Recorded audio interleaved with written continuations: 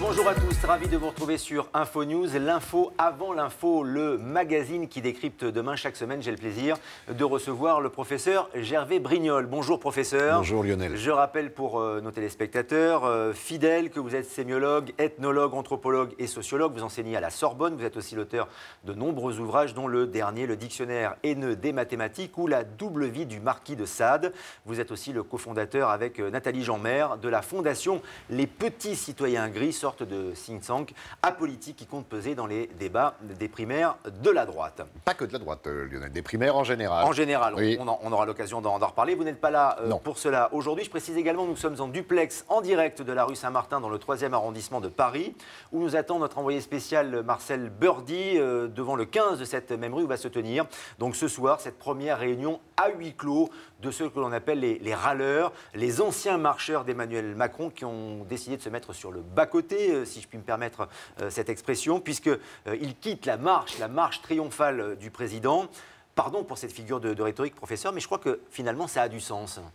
Non, mais j'y reviendrai et je vous dirai pourquoi, Lionel. On y reviendra dans un instant. D'abord, Marcel Burdi, donc en direct de la rue Saint-Martin à Paris. Marcel, avant cette réunion très attendue, quelle est l'ambiance ? Oui, bonjour Lionel, bonjour professeur. Mais ici, l'ambiance est plutôt surréaliste, dans la mesure où personne ne semble au courant de ce qui va se passer ici ce soir. Les gens vaquent à leurs occupations, un livreur bloque la rue. J'ai même vu une altercation entre un automobiliste et le livreur. Enfin, Paris reste Paris. On a du mal à s'imaginer qu'il va se passer quelque chose d'important ici ce soir, dans cette rue de la capitale. Intéressant ce témoignage effectivement de notre envoyé spécial, professeur, parce que quelque chose est en train de se jouer avec ces râleurs, comme on les appelle. Qu'est-ce qu'ils peuvent annoncer qui pourrait d'une certaine manière déstabiliser le président Macron et la République ? Bien malin qui pourra répondre à cette question, même si j'ai, pour tout vous dire, ma petite idée, mais j'aimerais prendre un peu de hauteur, puisque vous m'invitez souvent pour ça, si je puis dire.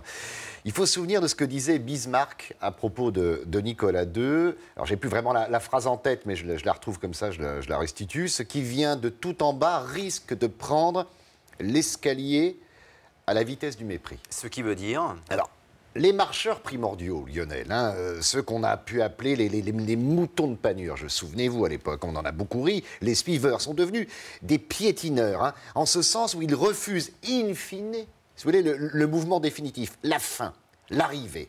En quelque sorte, ils se sont construits autour de la notion même de désir et de démarche vers l'avant. La situation qui se fige dans une sorte de, on va dire, de monarchisation du rôle macronien présidentialisé, provoque chez ces piétineurs, ces anciens marcheurs, une sorte de post-coitum animae triste, c'est-à-dire, pardon de le dire aussi crûment, la débandaison.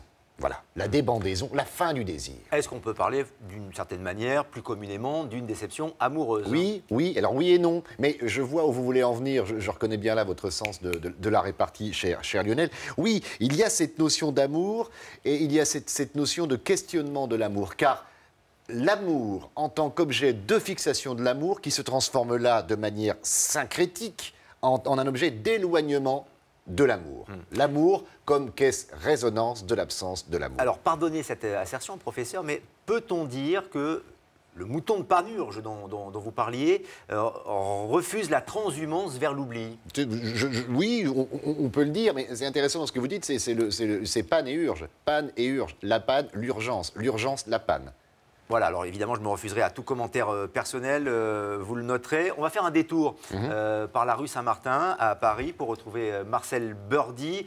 Je crois, Marcel, que vous avez pu notamment interroger des témoins et notamment le vigile qui doit sécuriser le local où va se dérouler cette réunion très importante, très attendue ce soir, Marcel. Marcel, on a un petit peu de mal à entendre... On rapporte les propos du vigile, il parle d'épuration. Marcel, donc en direct de la rue à Paris, Marcel Burdi de la rue Saint-Martin, ont des déclarations assez fortes. On va essayer de décrypter, d'en savoir un petit peu plus, mais ce sera après la pub sur Info News.